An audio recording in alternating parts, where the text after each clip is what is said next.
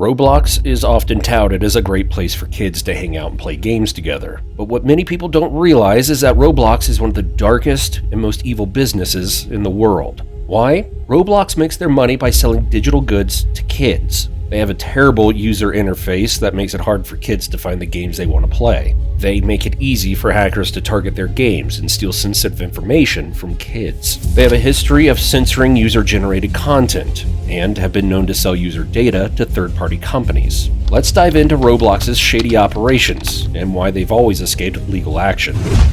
David Basinski and Eric Castle came up with the concept for Roblox. Roblox wasn't a complete long shot like many other tech corporate giants making billions. The founding members had been working in the corporate world since 1985. After completing his studies in engineering and computer science at Stanford, David didn't waste any time in putting his education to use, founding his first company, the Knowledge Revolution Company, with the creation of his flagship product, a 2D physics simulator known as interactive physics. As one of the first simulators of its kind, interactive physics quickly became a huge success, with the program being viewed by millions of physics students worldwide and going on to win numerous awards. Working there is where David would first meet Eric, who would later become one of the co-founders of Roblox with him. When David's company was only getting started, Eric applied for a job there and eventually became the vice president of engineering in Knowledge Revolution.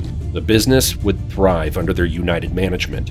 The Knowledge Revolution had reached incredible heights by this time. A few years later, in 1988, MSC Software caught winds of this and acquired David's company, and David and Eric remained in leadership roles for the acquired company for a short while. Leaving the Knowledge Revolution behind them wasn't an option until 2004. At the time, though, knowledge meant power. The fact that David and Eric realized how much fun students had just toying around with their software during that time at Knowledge Revolution meant that they earned significant business acumen while also gaining advanced expertise in an undiscovered sector. If users were merely going to use the simulator for fun, there was no need to provide a lot of realistic physics. As a result of this insight, Roblox was conceived as a virtual 3D simulated world in which users are free to construct anything they like.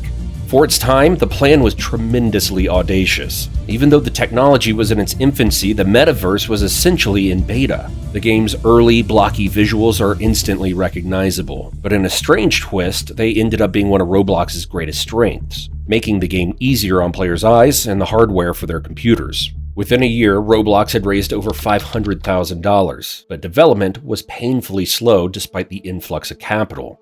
There were no alternative open-source 3D reality simulators. Both collecting financing and company funding and learning how to develop the program itself were high priorities. Even so, Roblox was finally finished after 2 years of development, beta testing, and even a name change.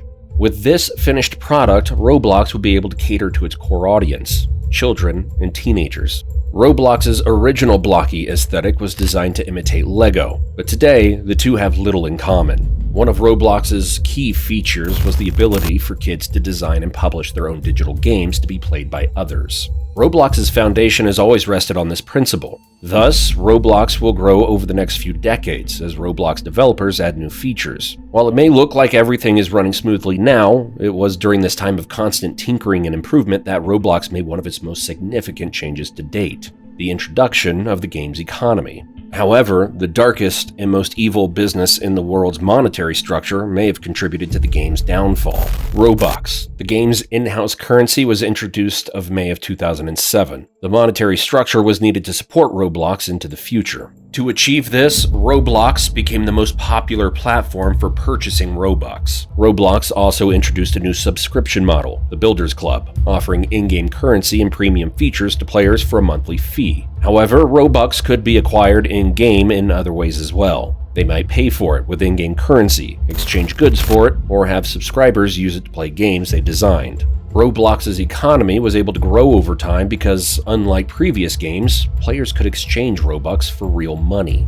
However, Roblox realized that the devaluation of Robux caused by its monthly influx from subscriptions and the game's growing popularity necessitated the addition of new features to the economy. The most striking of these was a digital stock exchange that existed only in name. The idea behind the stock market was that players could speculate on the price of virtual goods released by Roblox, and then use the virtual currency they had earned, called Rubex, to make purchases in the real world. The death of Eric Castle whose vision was crucial to Roblox's success, was greatly mourned by those who knew him and the community at large just when everything seemed to be going great. Even after he passed away, Roblox continued to grow. By February of 2016, the number of monthly active users had reached a respectable 9 million. But by December, that figure would soar to over 30 million. And by August of 2019, Roblox had more than 100 million monthly active users.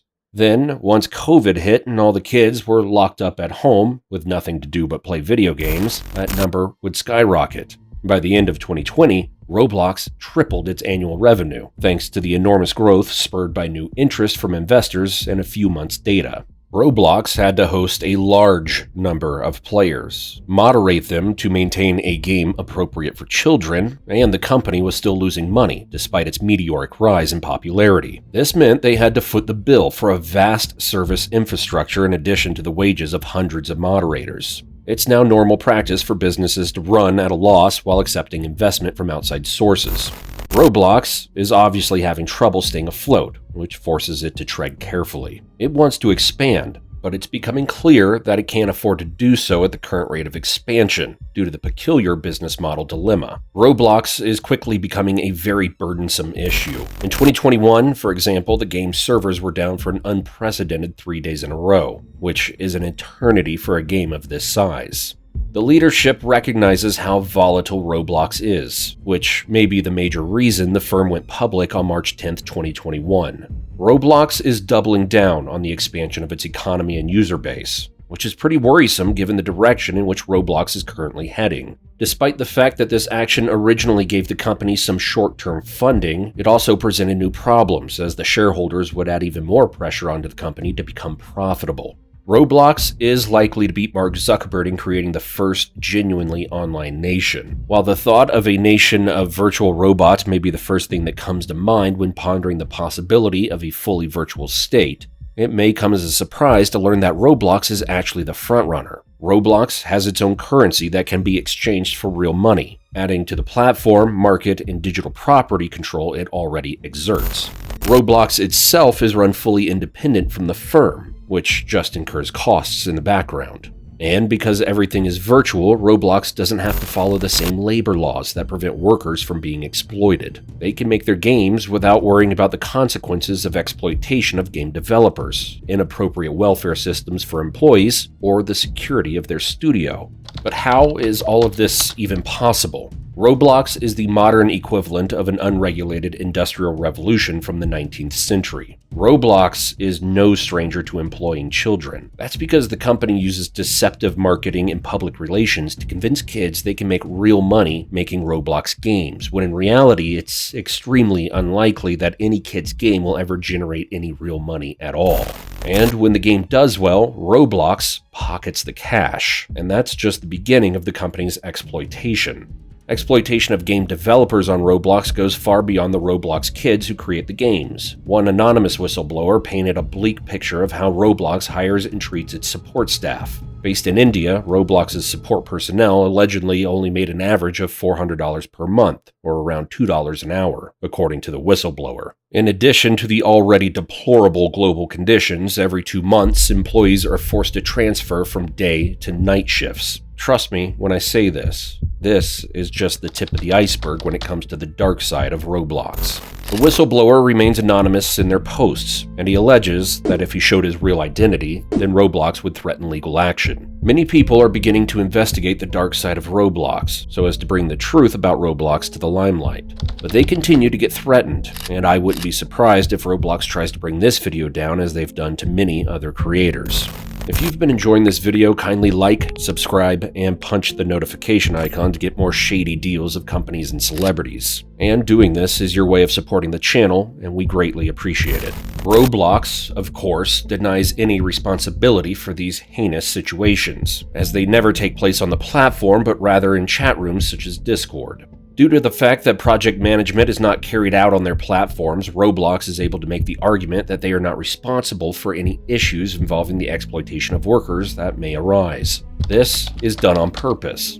In spite of this, it could still come as a surprise to learn that one aspect of Roblox as an official business is significantly more prominent than the black markets themselves. The website acts as a market for collectibles, which is how the company refers to items. Rare goods are ones that Roblox hands away for a limited amount of time, but which users may then turn around and sell for exorbitant sums of money. Roblox then gets 30% of the price of each collectible that is sold, and the price of some of these items can reach more than $10,000. Then, in order to generate money off of the fictitious scarcity of the virtual commodities that they control, Roblox will utilize real-world corporations as a cover, such as Gucci. The virtual stock market on Roblox is supported mostly by these unique items for sale. After that, players have the opportunity to try and earn a profit by purchasing Roblox's virtual treasures at a discount and then reselling them at inflated rates based on their own pricing forecasts. You can't possibly deny the fact that they're partaking in gambling, can you? Roblox uses a virtual currency called Robux rather than traditional currencies like the dollar or the euro, and the entire platform is purely digital. Roblox has uncovered a legitimate legal gap that enables users who are under the age of 18 to participate in betting activities on the platform,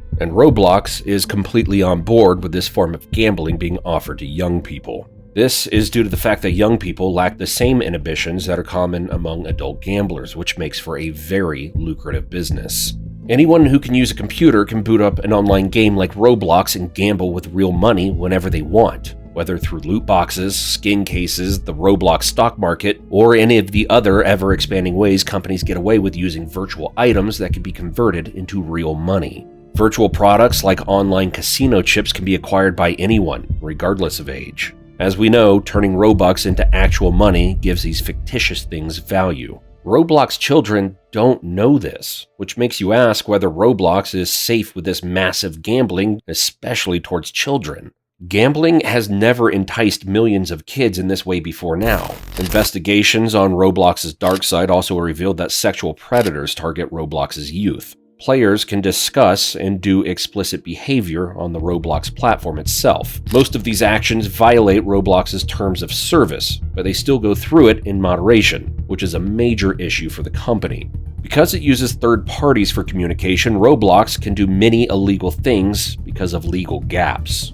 Roblox's entire foundation is the legal system's inability to keep up with virtual reality. Roblox only gets money by abusing legal loopholes and minors, which is why our society's metaverse immersion terrifies me. Since closing any of these unethical practices would destroy Roblox and the metaverse, Roblox is seeking to control the narrative. But one thing is certain, there is something more terrible than the company in this video, and that's what your life would be like if you didn't watch more of our videos.